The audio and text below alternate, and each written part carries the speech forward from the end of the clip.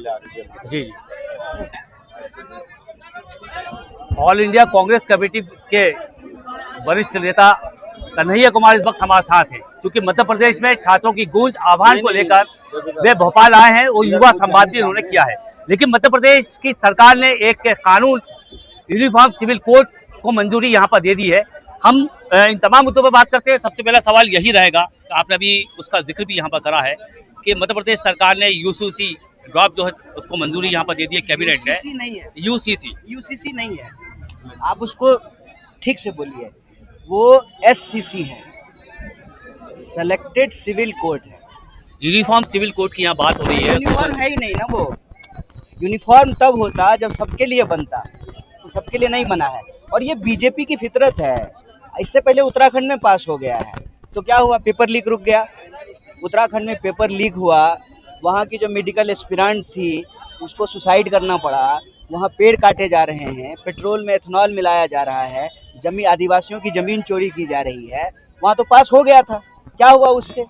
यहाँ भी मध्य प्रदेश में भी आदिवासियों की ज़मीन छीनी जाएगी, उनके अधिकार छीने जाएंगे। और इसको इस तरीके से पेश बीजेपी इसलिए करती है ना, ताकि बाकी सारे मुद्दों पर जो है पर्दा डाला जा सके।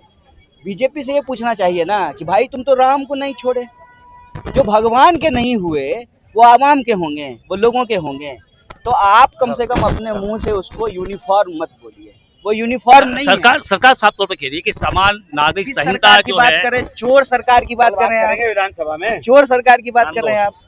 जिस मुख्यमंत्री के ऊपर जमीन चोरी का आरोप लगा हुआ है, पहले उसका तो जवाब दें। वो क्या सरकार लगा रखे हैं, चोरी से सरकार बनाए हैं, वोट चोरी से जमीन चुरा रहे हैं, चढ़ावा चुरा रहे हैं, पेट्रोल चुरा रहे हैं, पेपर चुरा रहे हैं। क्या सरकार लगा रखे हैं।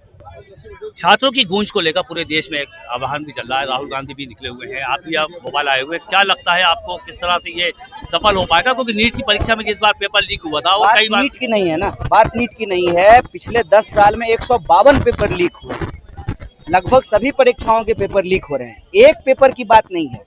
और सफलता इसकी अगर नहीं होती तो सरकार इसको दबाने की कोशिश नहीं कर रही होती। देश के छात्र और युवा सड़क पे उतर रहे हैं, राहुल गांधी के नेतृत्व को स्वीकार कर रहे हैं। राहुल गांधी लगातार जो है पेपर लीक के खिलाफ बात कर रहे हैं, इस देश की बदहाल शिक्षा व्यवस्था को बदलने की बात कर रहे हैं। और छात्रों की गूंज हुंकार बनेगी, उस देश की शिक्षा व्यवस्था बदलेगी, इससे हमारी उम्मीद है। आखिरी सवाल है मेरा, कांग्रेस का स्टैंड क्या है, क्योंकि पार्लियामेंट भी है, किस तरह से कांग्रेस को देखती है, किस तरह से पार्लियामेंट में आवाज उठाएगी? क्या चीज का स्टैंड? किस जो स्टैंड आप ले रहे हैं, छात्रों की गूंज की बात कर रहे हैं, किसानों की बात कर रहे हैं, आदिवासियों की बात आप करते हैं, अल्पसंख्यकों की बात करते हैं, पार्टी तो सफल क्यों नहीं हो पाती कांग्रेस इसमें? नहीं, सफल कहाँ नहीं हो पा रही। आप बताइए क्या स्टैंड क्या है कांग्रेस का, क्या स्टैंड है कि लड़ेंगे, अपने आखिरी सांस तक लड़ेंगे, इस देश की जमहूरियत को बचाने के लिए, संविधान को बचाने के लिए, लोगों के हक और अधिकार के लिए, शिक्षा और रोजगार को बचाने के लिए जो है पूरी ताकत से लड़ेंगे, आखिरी सांस तक लड़ेंगे।